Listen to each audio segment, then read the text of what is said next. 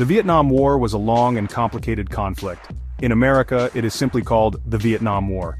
In Vietnam, it is known as the American War. It officially lasted from 1955 to 1975, but its roots ran much deeper, tangled in decades of colonial rule and a growing global struggle. This was a war fought not just in the jungles and rice paddies of Southeast Asia, but also in the hearts and minds of people across the world. It was a war that would define a generation, challenge a superpower, and leave scars that have yet to fully heal.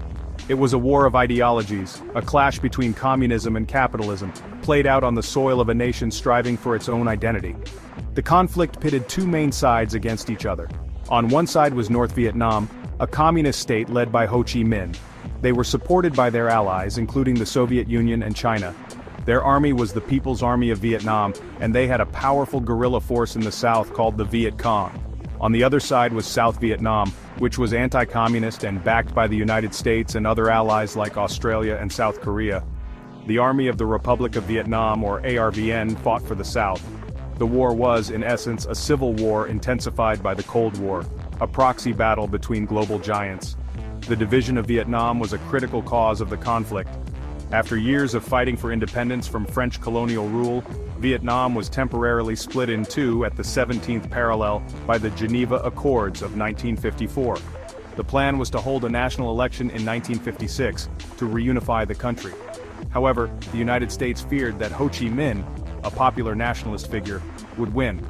The US believed in the domino theory, the idea that if one country in Southeast Asia fell to communism, others would follow. This fear led them to support the anti-communist government in the South and prevent the election from ever happening, setting the stage for a prolonged and devastating war. The initial American involvement was small. It started with military advisors sent to help the South Vietnamese army. But as the Viet Cong grew stronger in the South, American commitment deepened. The Cold War context was everything.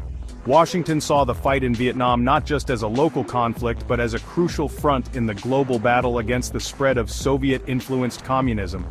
Every decision from sending aid to deploying troops was viewed through this lens. The fate of this small, distant country became inexplicably linked to the security and prestige of the United States, a belief that would lead to a tragic and costly escalation. The Gulf of Tonkin incident in August 1964 was a pivotal moment.